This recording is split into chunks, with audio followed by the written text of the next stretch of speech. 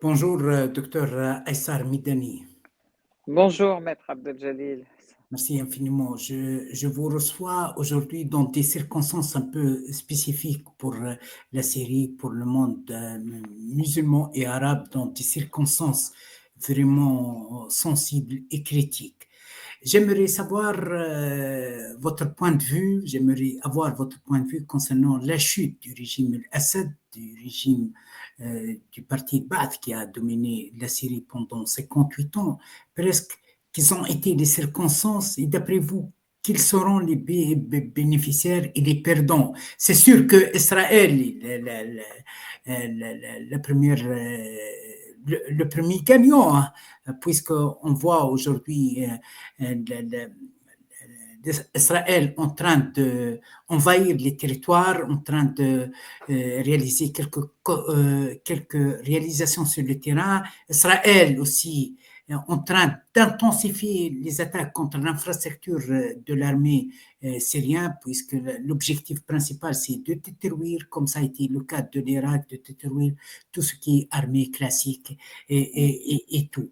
Mais j'aimerais bien commencer avec vous, avec les circonstances de la chute et l'apparition de ces fractions djihadistes terroristes, hein, sur la scène de nouveau, malgré qu'en Occident, on essaie de les représenter comme des démocrates, des rebelles, on oublie et on cache que Mohamed Joulani, c'est une fraction de Al-Qaïda, puis fraction de l'État islamique.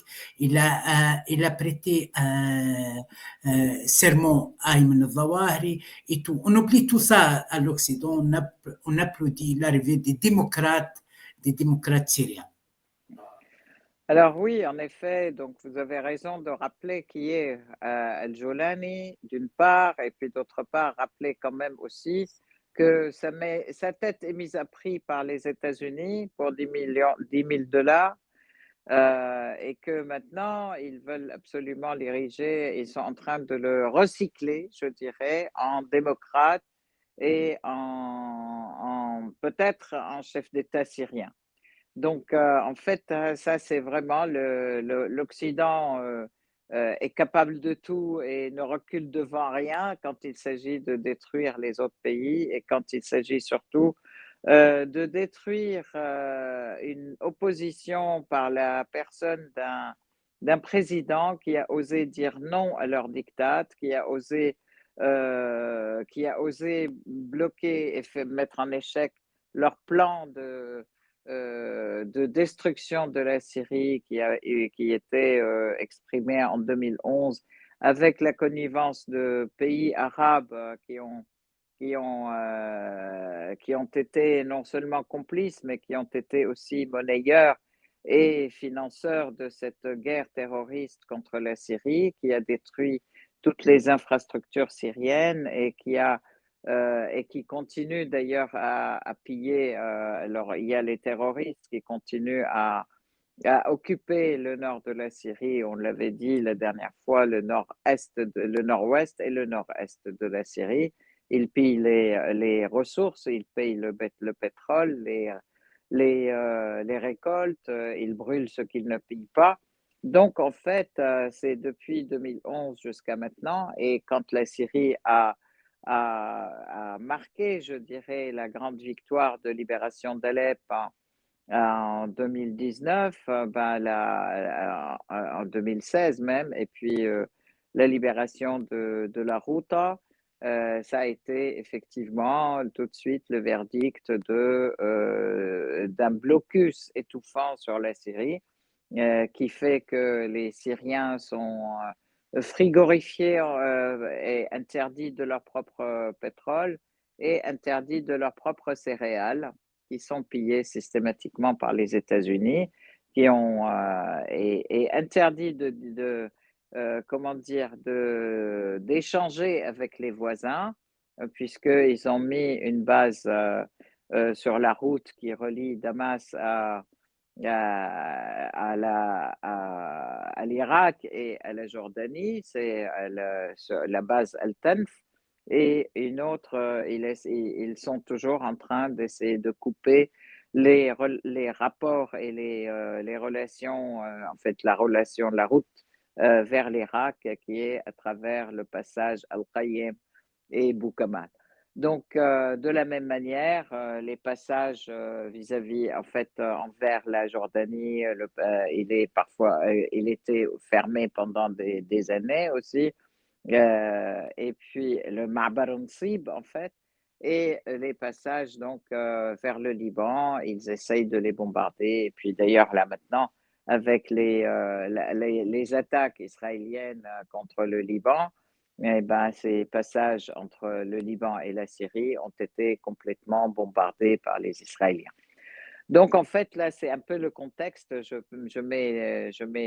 Et dans cette période, il y a eu des accords donc qu'on appelle des accords d'apaisement pour la création de zones d'apaisement où les terroristes pouvaient rester en fait ou devaient aller. Donc ils ont tous choisi Idlib, ils ont été amenés par des cars verts à Idlib, d'autres sont restés à Dera. Ils avaient la possibilité de signer un papier où ils s'engagent effectivement de ne pas mener d'activités subversives contre l'État syrien.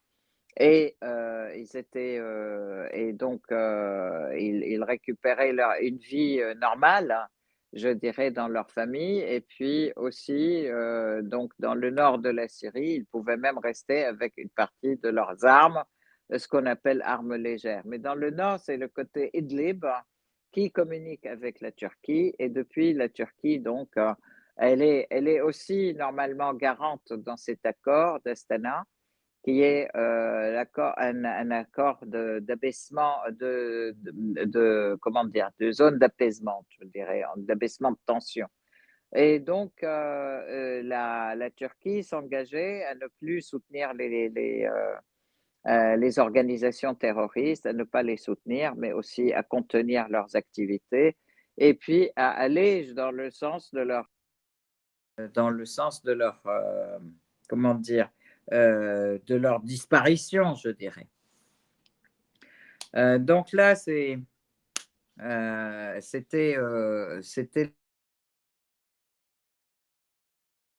Et puis après, là récemment, donc on voit, moi ce que je voudrais dire quand même que pendant tout ce temps, la Turquie a signé des choses, mais qu'elle n'a jamais appliquées.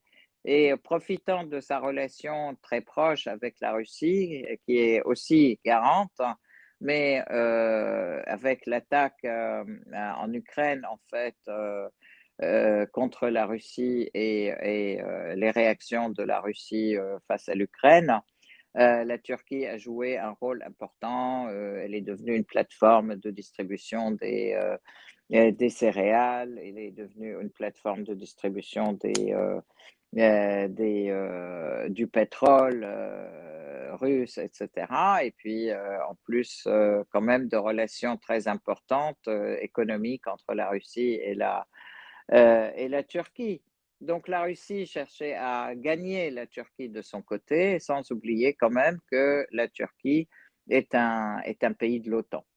Ça, c'est important. C'est un grand pays de l'OTAN et c'est une des plus grandes. La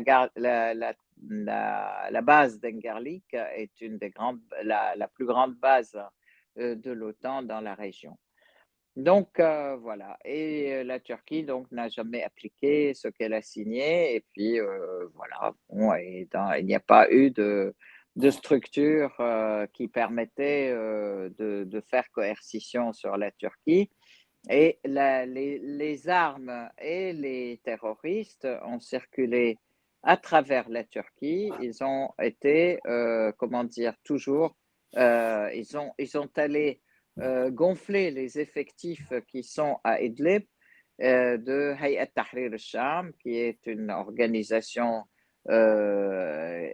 classée terroriste sur les listes de l'ONU et classée terroriste par les États-Unis, comme vous venez de le signaler, monsieur Oui. Abdelchali.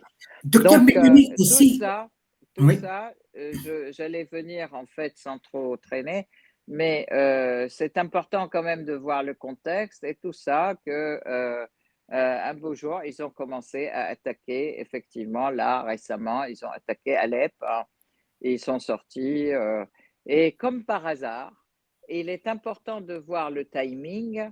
Le jour où il y a eu la signature du cessez-le-feu entre Israël et le Liban, et donc le lendemain, tout de suite, l'agression contre la Syrie a commencé par ces terroristes qui étaient effectivement partout, qui étaient pour certains des cellules dormantes à l'intérieur de la Syrie et pour d'autres qui étaient des cellules actives et très actives même à Idlib et sur les frontières nord de la Syrie qui sont contrôlées par la Turquie. Donc voilà, ils se sont mis à attaquer les villes et voilà. La réaction, ça a été d'abord une Oui, grande surprise et puis oui, avant de l'armée venir, arabe syrienne, permettez-moi, voilà. docteur, avant de venir, docteur Midani, aussi on évoque des discussions entre le CIA et Mohamed Jolen. Ça fait plusieurs mois, aussi le rôle joué par le Mossad aussi, etc. Parce que ils disent que Mohamed Jolen, il a communiqué même quelques détails de livraison concernant Hezbollah et tout. Bon, plusieurs informations qui circulent. Mais avant de venir, Pardon, entre qui et qui? Entre le Jolani et qui? et le CIA et le Mossad, il y avait des Et la discussions. CIA, ah d'accord. Et la Oui, CIA et le Mossad, d'accord. oui. Ok. Mais aussi, des autres observateurs disent que Assad est responsable de cette situation. Il a refusé d'appliquer les accords d'Istana, ça veut dire de commencer les discussions avec l'opposition, que l'opposition, parce qu'il y a beaucoup d'opposition. En plus de ça, Assad, il a été un peu arrogant et rassuré suite à l'opération de normalisation avec les régimes arabes, la récupération de la Syrie dans le cercle de la Ligue arabe, comme ça a été, soi-disant, une organisation active ou dynamique. Aussi, Assad, il a entamé même de discussion avec les Occidentaux. Il a été assuré, il n'a pas voulu commencer une opération de discussion avec l'opposition syrienne et tout pour trouver une résolution pacifique et politique et institutionnelle. C'est complètement faux, en fait, si on part comme ça de cette allégation. C'est complètement faux parce que depuis Genève, effectivement, le président Assad a tendu la main, effectivement, pour un dialogue avec cette opposition, qu'on peut parler d'opposition ou on peut parler de désopposition. Parce qu'en fait, cette opposition n'est pas une opposition organisée, c'est un ensemble d'opposants, d'horizons complètement différents qui sont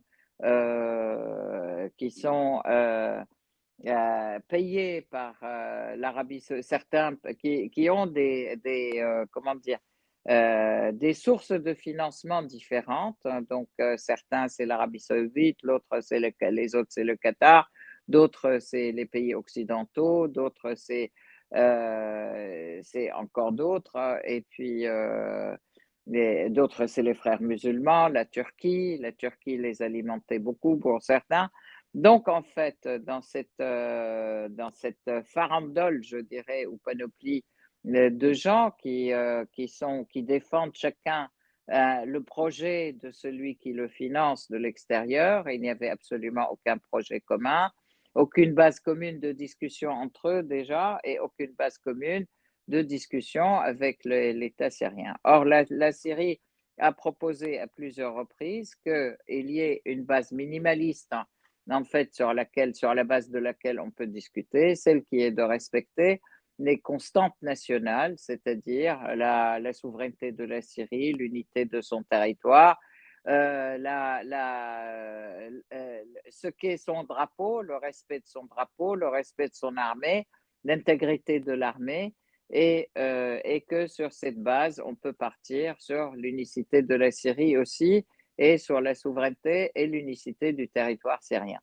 Donc, même ça, ça n'a pas été une base commune de discussion. Alors, comment voulez-vous discuter avec des gens qui ont des horizons et différents et des appartenances différentes, qui défendent chacun le projet de son financeur et qui ne sont en aucun cas des projets de construction de la Syrie, d'une part. Et puis, d'autre part, pour certains, sont complètement liés avec Israël, notamment les frères musulmans, et qui avaient même rencontré les sionistes à Paris, en fait, au mois de mai 2012. Et c'est le projet, et pour certains même, ils sont allés rencontrer l'État israélien, à Laboigne en l'occurrence, pour dire, bah, écoutez, nous sommes prêts à partager l'exploitation du Golan avec vous, on fera des stations de ski, etc. Si nous arrivons au pouvoir, nous reconnaîtrons l'État d'Israël et nous ferons tout avec vous. Donc, et il est certain que la base unique, la plus importante, je dirais, ou la constante la plus importante du pouvoir syrien et de la République arabe syrienne, je dirais, c'est effectivement que, en fait, Israël est un occupant, c'est un ennemi, et c'est la non-reconnaissance de cet ennemi et surtout pas de normalisation avec cet ennemi qui est intrus dans la région, qui occupe nos terres parce qu'il occupe le Golan et qui agresse aussi les Palestiniens, qui occupe la Palestine, qui n'était rien d'autre que la partie sud de la Syrie, quoi. Donc, en fait, il y a eu effectivement à plusieurs reprises des réunions, mais qui ont été complètement un dialogue de sourds, je dirais. Voilà. Donc, ils voulaient aussi, ce qu'ils demandaient, c'est qu'on leur donne le pouvoir, tout simplement, et ils défendaient l'idée comment dire, d'alternance au niveau du pouvoir. Et donc, ils ne voulaient, d'ailleurs, comme leur soutien occidentaux, ils voulaient que le président Assad leur donne le pouvoir, leur laisse le pouvoir et leur laisse le pays et puis s'en aille. Voilà. Parmi Donc, les observateurs, effectivement, c'est ça qui n'est oui, pas. docteur Medani, parmi les observateurs, par exemple, Jacques Beau, un bon connaisseur de la région, confirme que l'Assad a pris la décision de ne pas confronter pour préserver le sang syrien. C'est pour cela l'Assad n'a pas sollicité l'aide des Iraniens ni l'aide des Russes. Et que Mhm. l'Assad n'a pas été lâché ni par les Russes ni par les Iraniens, malgré la situation qu'il se trouve, où se trouvent aussi les Russes comme les Iraniens. Est-ce que d'après vous, l'Assad a été lâché à son essor, à son destin par les Russes oui, et par les Iraniens, parce qu'il y a des autres observateurs en parallèle qui évoquent aussi des compromis. Hein. On a sacrifié le régime de l'Assad, soit pour les Russes, pour régler ce conflit ukrainien, soit pour les Iraniens aussi pour régler les sanctions, pour normaliser un peu, créer un peu calme entre Israël et l'Iran. Qu'est-ce que vous disiez, docteur Mittal? Écoutez, je crois que les événements sont trop récents. Je ne pourrais pas prédire ce qui s'est réellement passé.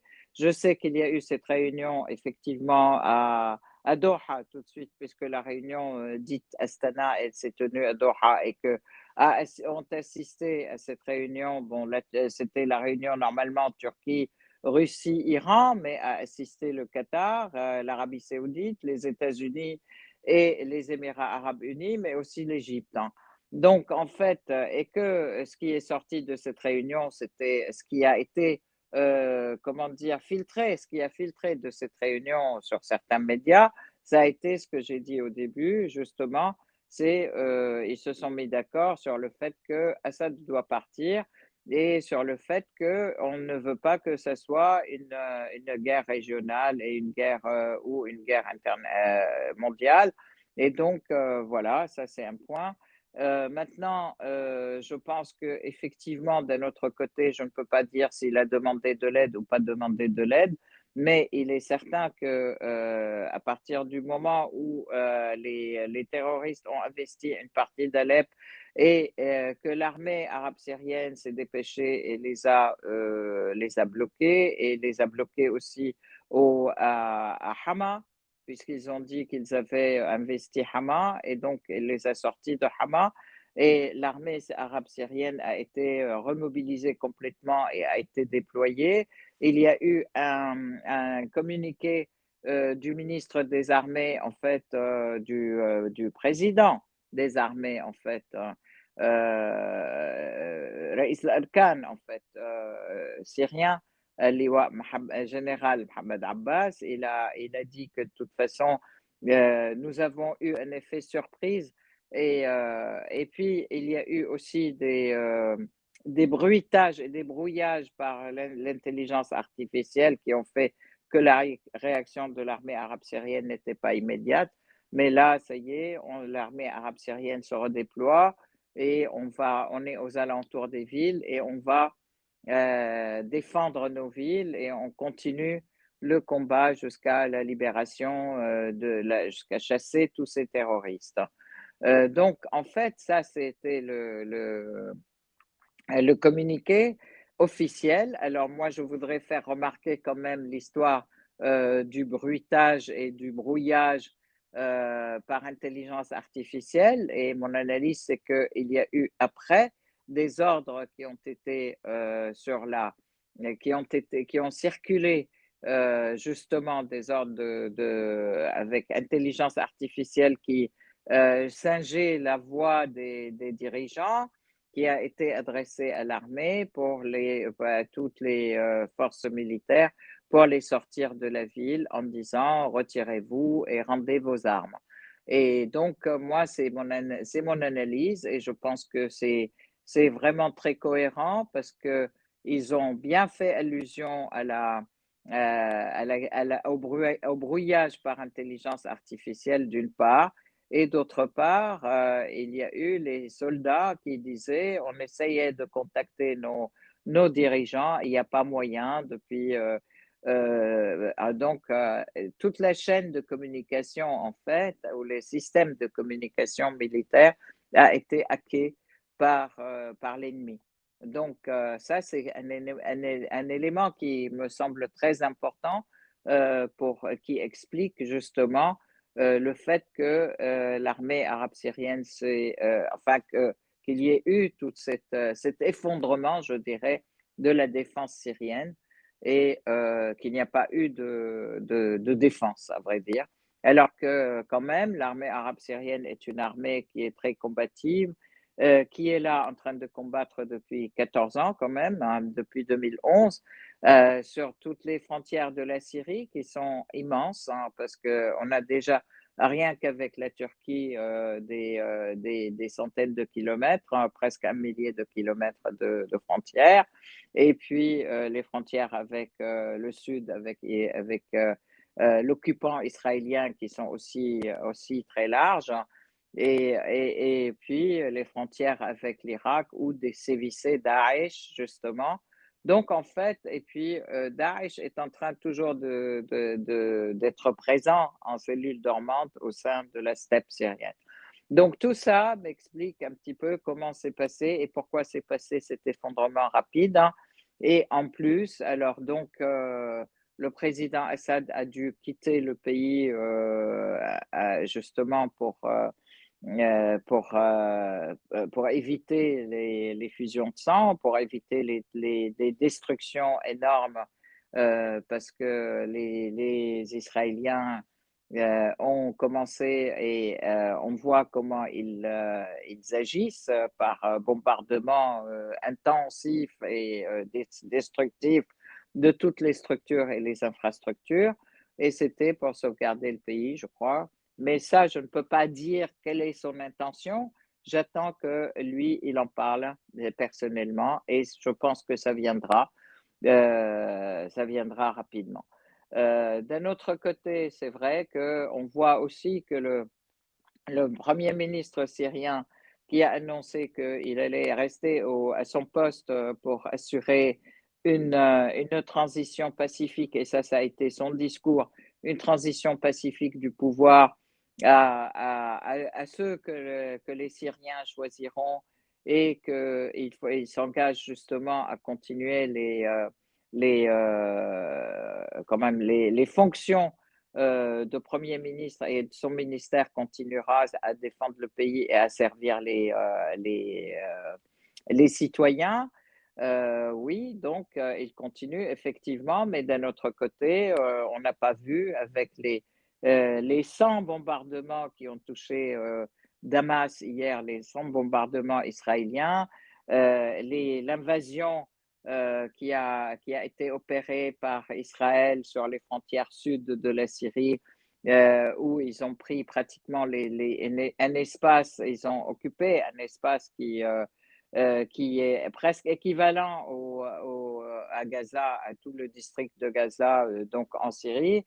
Ils ont occupé le mont Hermon, ils sont allés jusqu'à Jabal el-Sher, ils ont bombardé l'aéroport militaire à Mazé, ils ont bombardé un autre aéroport, ils ont bombardé aussi tout un tas de bâtiments à l'intérieur de la Syrie, à l'intérieur de Damas, et ils ont pillé et brûlé l'administration qui donne les passeports et Le port central. les droits d'asile. Ils ont aussi, donc, le pillage et la destruction des centres, je dirais, administratifs, et elle y va à tout va. Donc, et qui ne sont pas dénoncés par ce gouvernement. Il n'y a pas eu comment dire, de plainte déposée à l'ONU sur la violation de la souveraineté de la Syrie et la violation de son territoire. Donc, en fait, là, on se demande s'ils sont là ou s'ils sont ils sont là avec un flingue dans le dos, quoi. Donc, ils sont sous pression et sous domination des terroristes, en faisant leur travail, ou s'ils le font ou s'ils ne le font pas, ou s'ils ne sont pas partie prenante aussi de l'affaire. Donc, voilà. Là, je voudrais dire quand même que le ministère des Affaires étrangères a déclaré que de toute façon, il continuera à faire son travail, et qu'il continuera aussi bien à l'intérieur qu'à l'extérieur, et toutes les ambassades à l'extérieur continueront à servir tous les citoyens et à mener leurs affaires, et donc à faire leur travail comme d'habitude, et ils se conforment donc au nouveau gouvernement, qui n'a toujours pas lieu d'ailleurs. Mais aujourd'hui, on voit aussi que l'Occident, il est en train de pousser comment il s'appelle là, Al-Jolani, pour devenir pratiquement un président en Syrie, puisqu'ils sont en train de le recycler avec des entretiens sur CNN, sur BFM Des TV, sur opérations LCI. cosmétiques, oui. Des opérations Voilà, cosmétiques, oui. absolument, oui, oui. Non, mais ils sont en train de le recycler dans les médias mainstream, c'est important quand même. C'est un terroriste qui est listé, qui est membre d'Al-Qaïda, qui est dirigeant d'une faction d'Al-Qaïda, et ils sont en train de le recycler et puis de le mettre en avant comme étant le président, le président d'une Syrie démocratique et laïque, alors, s'il vous plaît. Hein. Docteur Midani, ma dernière question, est-ce que vous êtes pessimiste ou optimiste pour l'avenir de la Syrie?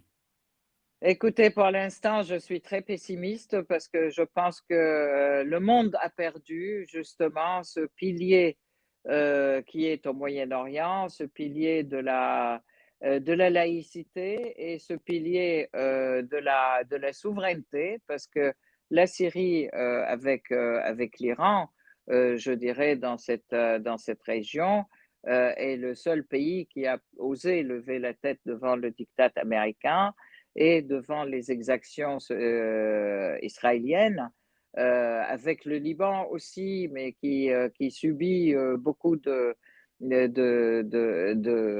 comment dire, de pression américaine. Et l'Irak qui a déjà été à moitié détruit et qui remonte aussi de ses blessures, mais qui n'a pas encore complètement recouvert une santé qui lui permet d'avoir effectivement comment dire, pas seulement une souveraineté, mais une résistance au diktat américain, puisque les Américains sont encore là et les bases américaines sont encore là aussi en Irak. Malheureusement, en Syrie, maintenant, on a quelques bases américaines on a 2 bases américaines en plus les plus importantes, et puis une présence française, une présence de soi-disant des pays de la coalition, ajoutée à l'occupation israélienne qui aujourd'hui étend son territoire aussi. Donc, en fait, c'est une perte pas seulement pour la Syrie, c'est une perte pour le monde libre et pour le monde qui cherche à avoir une souveraineté nationale importante, qui cherche à être aussi maître de ses décisions politiques et qui cherche à être en dehors des pressions américaines et hors des diktats, même au niveau économique. Moi, je voudrais quand même rappeler que la Syrie, en 2010, donc avant que cette guerre terroriste ne s'ouvre contre la Syrie était un pays complètement autonome, indépendant. Elle était autosuffisante sur le plan économique, sur le plan comment dire, de la nourriture, sur le plan des médicaments, sur le plan de la production des vêtements, sur tous les plans. C'était un pays complètement autonome et qui arrivait aussi à exporter à 51 pays. Donc, on avait une industrie importante, une industrie médicamenteuse importante, une culture, une agriculture qui permettait non seulement de faire manger tout le peuple syrien, de donner à manger à tout le peuple syrien, mais aussi en exporter des légumes et surtout des céréales. Bon, maintenant, avec ces 15 années de guerre destructrice, hein, ben, effectivement, tout ça, ça a été détruit, l'infrastructure a été détruite, les terres ont été empoisonnées, certains barrages ont été complètement détruits, les ponts sur l'Euphrate ont été détruits, la partie nord-est de la Syrie, qui est une partie, je dirais, c'est le grenier de la Syrie aussi, où passent les deux fleuves, l'Euphrate et le Tigre, et qui sont aux frontières de l'Irak. Elles sont occupées par les soi-disant Qassad, FDS, et qui sont les forces dites démocratiques, dites syriennes, qui ne sont ni démocratiques ni syriennes, et qui sont devenus des mercenaires des États-Unis. Donc, tout ceci a fait que, effectivement, la Syrie a été frigorifiée, affamée et détruite par ces 10 années de guerre, suivies d'un blocus total, étouffant, qui lui permet même pas de pouvoir échanger avec ses voisins et qui ne lui permet même pas de pouvoir payer en fait les matériaux de reconstruction pour se reconstruire, parce que interdit de SWIFT, bien sûr, même si on a l'argent, on peut même pas l'échanger. Et donc, voilà, ça c'était un pays qui avait tous les moyens de l'indépendance et de la souveraineté de sa décision politique et de sa décision au niveau mondial, ben, qui la perd aujourd'hui complètement. Et ça, la Syrie était devenue un petit peu le symbole de tous les pays qui cherchent à s'affranchir de l'impérialisme et du diktat des pays développés en matière de développement aussi, et du diktat des pays impérialistes en matière de développement et en matière il faut quand même rappeler que le FMI est une des sources de l'impérialisme la plus importante, en fait, et de violation je dirais, de la souveraineté des pays, puisque de toute façon, ils prêtent, mais ils mettent plein de cordes autour du coût du pays pour lui imposer une politique, une politique économique, une politique internationale et tout un tas de relations avec les autres que selon le bon vouloir américain. Donc c'est vrai que c'est une catastrophe, non seulement pour le peuple syrien, mais pour tous les peuples de la région et les peuples du monde, les peuples qui veulent s'affranchir justement de cette domination impérialiste sur leur économie et sur leur pays. Ma chère docteur Aïssan Midani, merci infiniment pour toutes ces explications. On vous donne rendez-vous, j'espère, prochainement pour essayer de décortiquer l'évolution de la situation en Syrie avec vous. Merci infiniment et au revoir. Merci beaucoup à vous et au revoir. Merci.